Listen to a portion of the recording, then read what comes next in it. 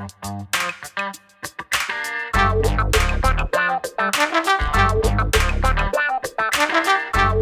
guys, how are you doing? Welcome to this edition of Let's Be Blunt with Montel, where candid conversations on cannabis and wellness take the center stage.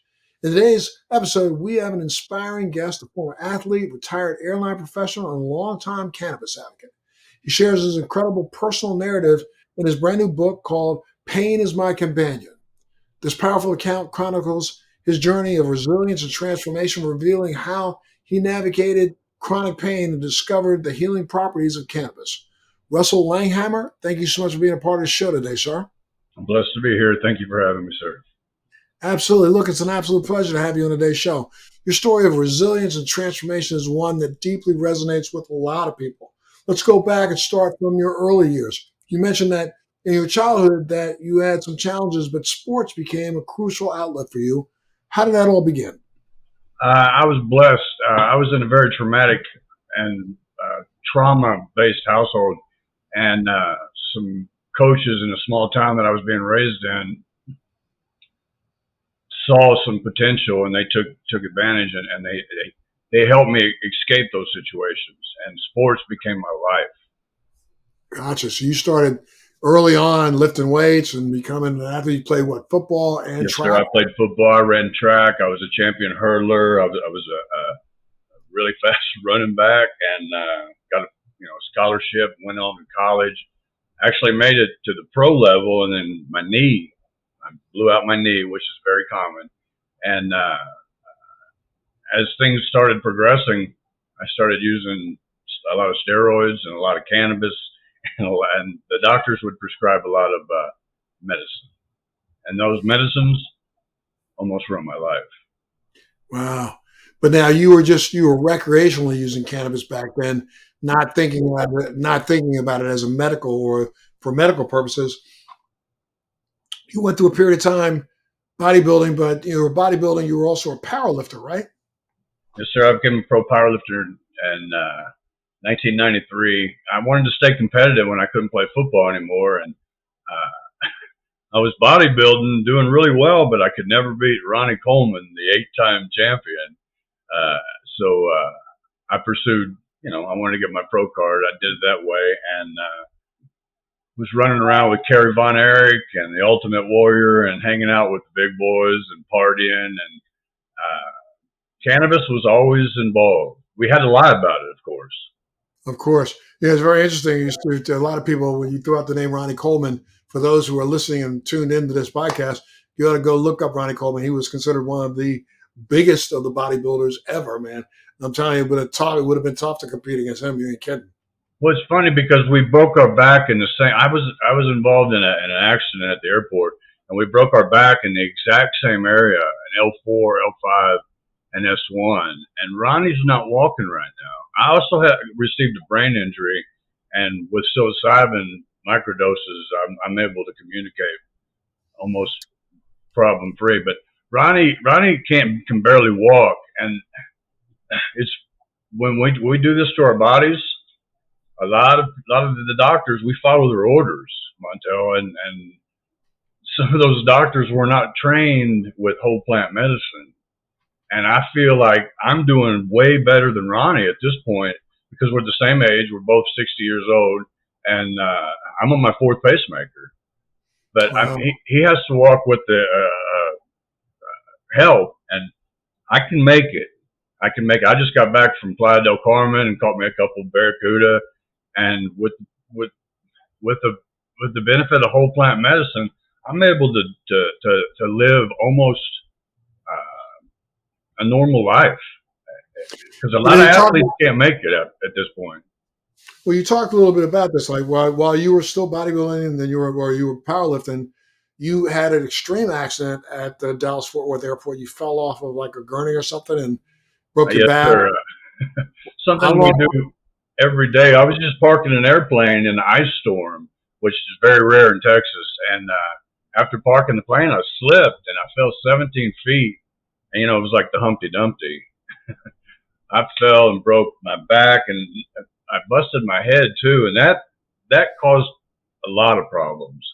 And I had PTSD, and then, when I got my pacemaker, when it shocks you, it's like a bomb going off in your chest. So Right. cannabis really helps with that, especially the cannabis concentrates. Well, before you talk about what they help, well, let's talk about what made you decide to seek out cannabis. Because at this point in time, from the back break and from the head injury, doctors were putting you on opioids and a lot of other things like that, right? Yeah, until they put me on OxyContin, they put me on Dilaudid, and then they put me on Valium, the highest dose available. I mean, it turned me into a complete Jekyll and Hyde. I started losing friends. I lost my first wife. I lost my family, and I was following doctor's orders, and I was like, man, this ain't working. And these doctors kept saying, oh no, we'll put you on this, and we'll put you on this. When all along, honestly, I could have taken the smallest amount of opiates and made it through with cannabis. It's proven. I'm doing it now. And when did you discover, like going that journey right there? When did it click to you that cannabis was working better than the opioids?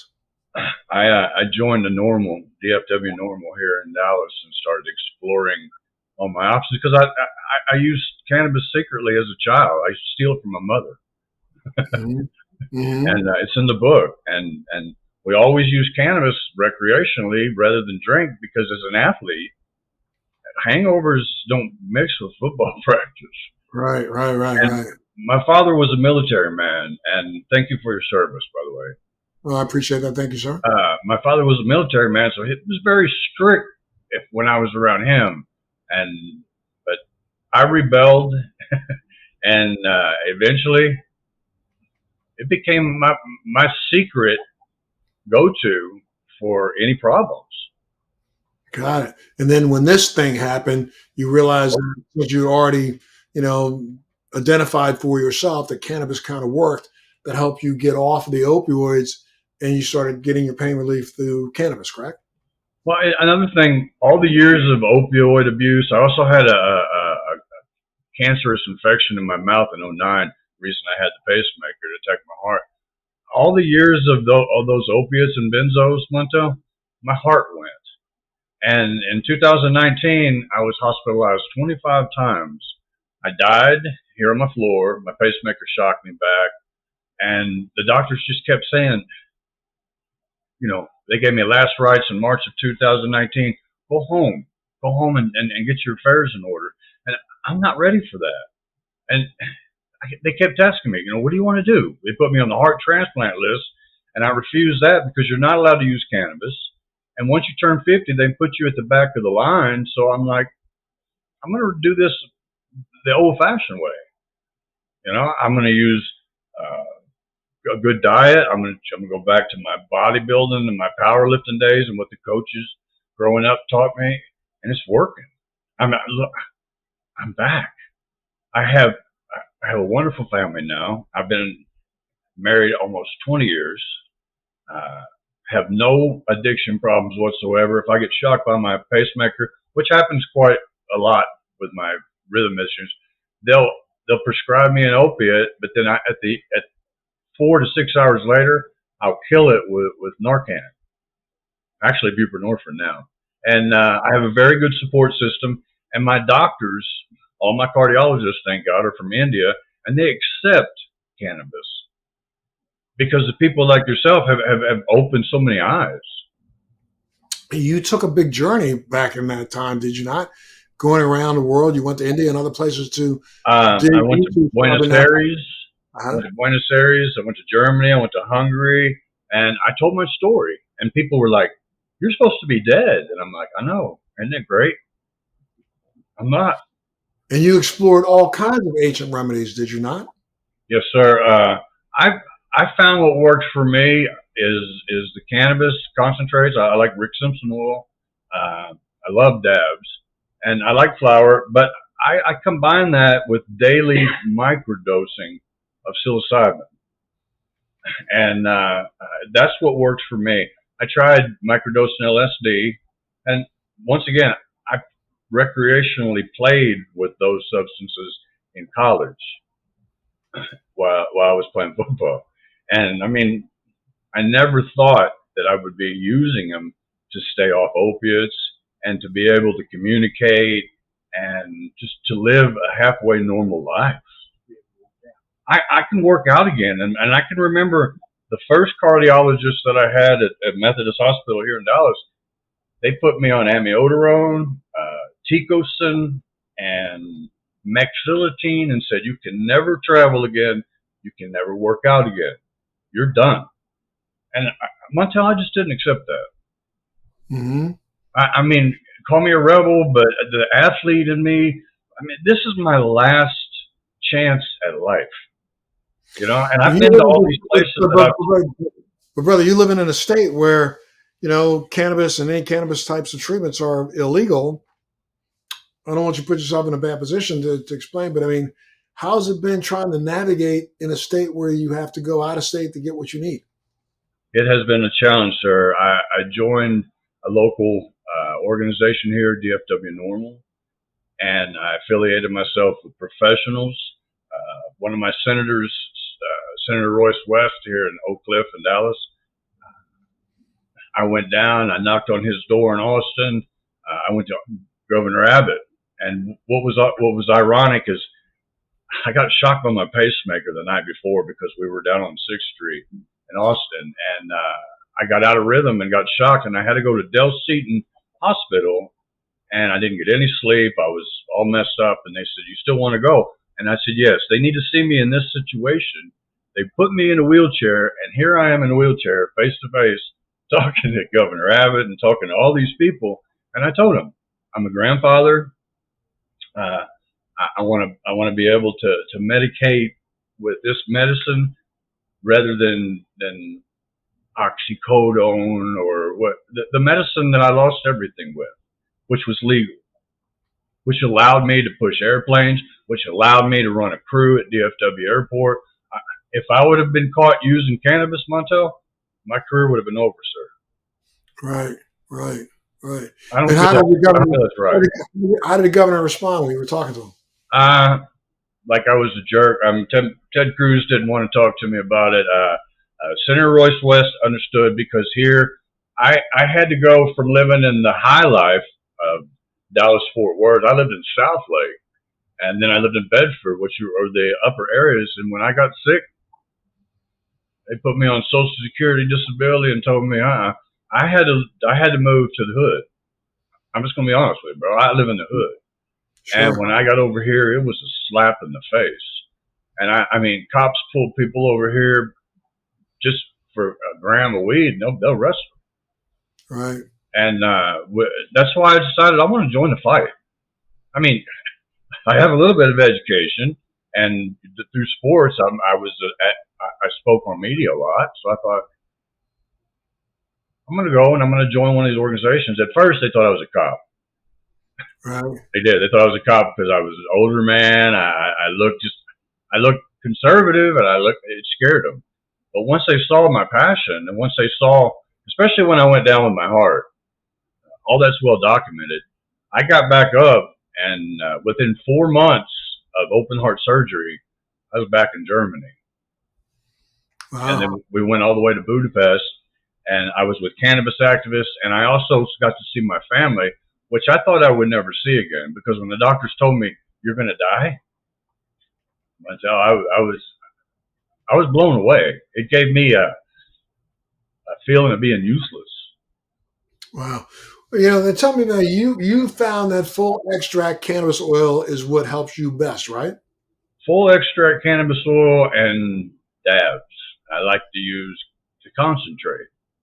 And don't get me wrong, I love a good flower. I mean, they've come so far. I love smoke a little sativa before a workout and before a nap. You know, I'll do some indica. But the concentrate, probably because I was such a bad user of opiates, my tolerance level was way up there. So I found by using the concentrates, it works almost as well. I'll tell you a little secret. And they probably don't want me to say this, but when I was in ICU after the open heart surgery, rather than push the button after the 3rd day, I started doing some live resin with the terpene. And my nurses were like, "What are you doing?" And I'm like, "Yeah, it's not fire. Don't worry about it. I know about your oxygen." And they're now those same nurses.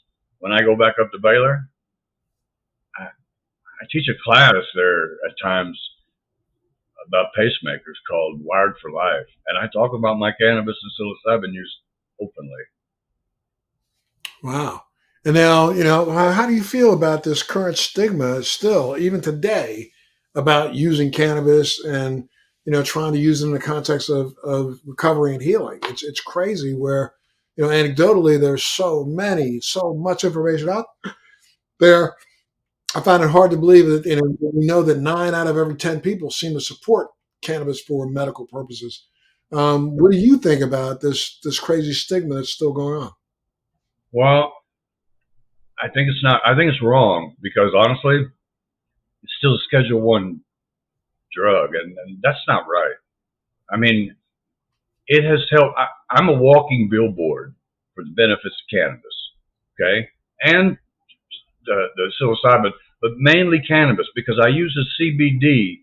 I wanted to mention that I use a CBD that a gentleman makes specifically for me. It's 6,000 milligram per milliliter CBD, and that helps me a lot too. That does. That helps me tremendously. Sorry, I didn't mean to get off the deal, but I think it's wrong. I do. They putting people in jail for a plant Right. that nobody has ever died from.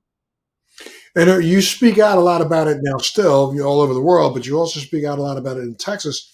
What's happening in Texas? Is Texas heading in the right direction, still in the wrong direction? I understand that Cruz may not get reelected, right? Can I be honest? Yes. I think they're all in big pharma's pockets. I do. I think every one of these politicians are in big pharma's pockets because Texas is a wonderful state. I mean, everybody comes here for recreation. They should be able to use cannabis. And now the way they've done it, they've used a Trojan horse. You can go buy THCA, Montel, in the smoke shop. You can buy hemp that's THCA. You can get around the laws. Oklahoma is flooding our state with weed. It's dirt cheap. You can get an ounce for $100 right now. Why aren't they taxing it or like they do in Colorado, Illinois? I've been to Illinois, and you go into a recreational dispensary in there. The price of freedom is very expensive. Right. It's But I just mean, it's outrageous. And here in Texas, to your question, the politics are bullshit. Excuse my language, but they're bullshit. Here in Texas, they have a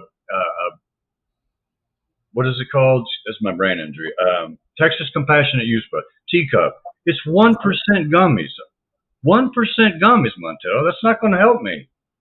right, It's not going to help our veterans either. You got to take 30, 40 of them, right? I know, and just being honest, with my experience, I need a much higher concentrated dose of cannabis than what they're providing in Texas. So I'm breaking the law most of the time, and it's not fair because I've never gotten a speeding ticket. Okay, I was an airline professional, which I needed a secure background check. They drug tested us. It was based on the military. We did everything like military time and seniority, just like military. But the military should be able to use cannabis, and the airline people should be able to use cannabis. And I know a lot of people are back there going, "Hell yeah, Hammer!" Without a doubt. Now, you started, I want to talk a little bit about your macro or micro dosing of psilocybin. When did you start? When did you realize that was helping you? Well, a friend of mine came over in January of 2020, and I was just coming back from the worst year of my life. And he goes, "I noticed you don't leave the house." And I'm like, "I'm scared. I'm afraid that I'm going to get shocked and I'm going to have to call the ambulance. And I have PTSD, man. I'm scared." And he says, "Here." And he handed me some penis envy mushrooms. And I said, "Okay, what do I got to lose?" He said, "Microdose them. Don't trip out like you did in college." You said microdose them, just a little bit at a time. So that's what I did. And after about a week, I thought, I don't feel nothing. However, I didn't have the PTSD. I was going to the gym. I was actually driving. I'm not supposed to drive alone with my pacemaker. I had a friend go with me, and we were going short distances to the Planet Fitness down the street.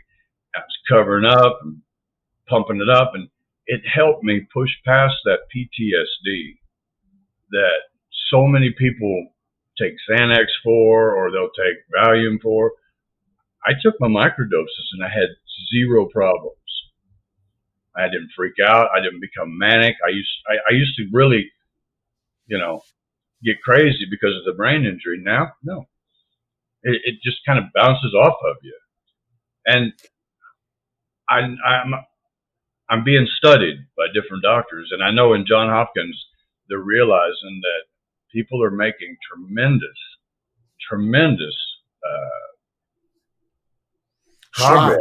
Yeah, progress in their even with my physical therapy. I'll take about 2 grams of a good strain of psilocybin, put my earbuds in, and go out back and grab the weights, and just everything goes away. It resets my brain. I can take a nap and wake up, and I'm a new person. And that right there is 10 times better than a pharmaceutical. Absolutely. And you do that now on a regular basis? Yes, sir. That is what kept me going. I travel with my family. I've beaten all the odds, and I want to brag about that. My doctors told me, you can't go back to the gym. Sir, I'm 60 years old, and I'm starting to get it back. I mean, I used to stand up there with Coleman, and on my YouTube channel, I've got a thing, me and Ronnie up there pumping up. Once you've been up there and you've tasted that, and then they tell you you're going to die, I'm sorry, but there's not a drug that they can give you that's going to help you with that depression that's better than psilocybin. I've taken the SSRIs. I was ordered by the courts back in the 90s to take Prozac and something else, and it didn't work for me, man. Let's go back to cannabis for a second. Are there any particular strains that you personally prefer for your pain management or your overall wellness? Yeah, my favorite strain at the moment is called Lava Cake. It's a very strong indica sativa hybrid, and I love it before a workout. I kind of have my own strain. Whenever we travel, I like to take seeds from that area because seeds are legal, and I like to grow my own cannabis. We have some land in Oklahoma, which is legal, and I like to make my own strains. And from there, I've come up with Hammer Buenos Aires. I've mixed some other stuff with it, and I love it. I prefer sativa. I do. I prefer sativa. And I mean, I'm sure you've encountered a lot of people who give you pushback saying, well, I bet it's not the cannabis that's helping you. It's this, that, or the other. I mean, how do you help to make people understand that, there's nothing really wrong with using this plant-based medicine? There's nothing wrong with plant-based medicine, sir. I've never had any bad reactions with plant-based medicines as opposed to the hydrocodone, hydromorphone, where, you're stopped up for days. I don't have that when I use cannabis. The benefits are amazing. Sure. I mean, I'm just wondering, what would your advice be to say somebody who's right on the edge and they can't figure out whether or not they should use it or not use it? What would you say to a person who's teetering on the edge and thinking about using cannabis? I invite them to follow my progress, sir, because I came from almost dead. All right, with my heart fraction rating was 9% in 2019, and now it's almost 40%. That's a miracle in itself.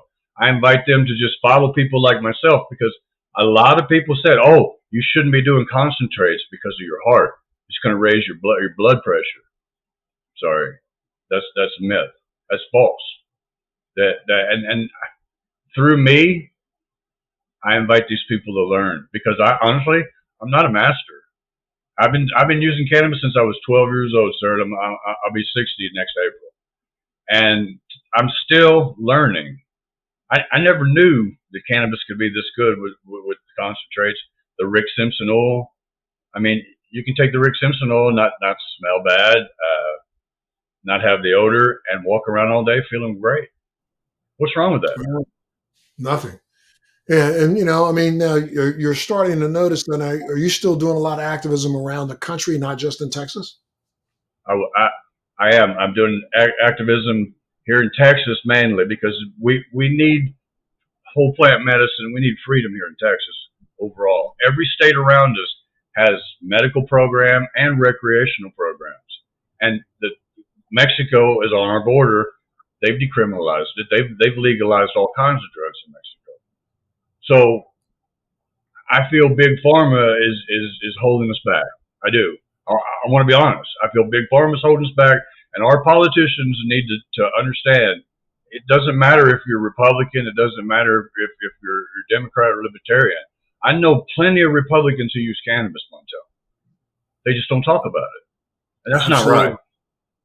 Absolutely. And what do you think about this pending decision coming out of the DEA to possibly reschedule cannabis from, let's say, a Schedule 1 to Schedule 3 drug, or do you think it shouldn't be scheduled at all? What do you think?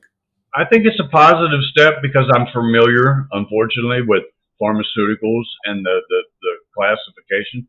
But I don't think that it should be classified as a drug, sir. My opinion, I don't think any kind of cannabis should be classified as a drug. If they want to classify anything, it should be the concentrate that, okay, for example, the dabs that I use, maybe it could be like a class 4, like an acetaminophen codeine, which, by the way, I've taken at times, and it's just as good as acetaminophen codeine. I think they call them Tylenol threes. Yes. But this right here with my psilocybin just allowed me to go on a wonderful trip with my entire family to Playa del Carmen, and I had no problems, none. And like I Well, said, I caught 2 big barracudas. there you go. Well, you know, your story is a really powerful reminder that the potential cannabis holds for healing and recovery for lots of people. Before we wrap up, what message would you like to share with our listeners to let them know that they need to, number one, become more active in ensuring that other people have access to efficacious medication, but to people who are just, again, teetering on an edge, you know, what message would you give to them? Go on social media and go in these groups, okay, and look at testimonies such as myself. Follow people that are professional about it, not just stoners. Okay, I remember in '78 watching Cheech and Chong. I loved it, but you know that turns some people off. When people see actual functioning people in the society use it like I do, I hope that opens up their minds because I know I've helped a lot of people. I do. I have social media people reach out to me all the time going, brother, you have inspired me. Thank you. I'm losing weight. I'm using cannabis now as opposed to my benzos. A lot of people can't sleep, especially when you get older. Your hormones start changing. Yeah. Yeah, and a lot of That's people why, are. that's why I wrote the book. One more time, title of the book. Well, I was blessed to meet Mr. Steve Kravitz at a cannabis event in 2018, and you know I used to run around with Kerry Von Erich, and I used to run around with a lot of the guys who were parties, and he saw that movie, The Iron Claw, and he told me, he says, I want to write a story about your life. I think it's very interesting. And with my brain injury, a lot of people thought, how does this all make sense? Through the book, now it makes sense. And it tells a good story of how I used whole plant medicine, such as cannabis, to survive and to keep going. One more time, give us the name of the book and where can people get it? Name of the book is Pain is My Companion by Mr. Steve Kravitz, and they can get it on Amazon or I think Boco Books at the moment. Super. And now, what's next for you, sir? I mean, where do you see yourself in the next couple of years? I want to educate people out there in the public, like myself, who want alternative medication and want to get away from this big pharma merry-go-round. And I understand people who have diabetes and chronic illnesses, they're always going to need some kind of big pharma. However, I don't feel that anybody should be in jail for a plant, and I'm going to advocate for that. And I'm going to advocate for the psilocybin because I've never seen the You can go back and look at my old videos on my YouTube channel. I wouldn't be able to communicate like this, sir. Now, this is proof. And thank you for giving me this opportunity.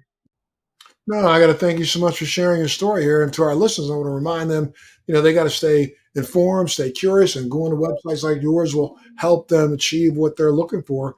I got to thank you so much, Russell, for being a part of the show today. Good luck to you, my friend. And, let's keep in touch over time. Yes, sir. God bless. And thank you. Yes, sir. And thank all of you for tuning in to this edition. Let's Be Blunt with Montel. Thanks for joining me on Let's Be Blunt with Montel. Please make sure you're subscribed and hit the bell to be notified when new episodes post each week. We'd love to hear your feedback also, so please send us your comments.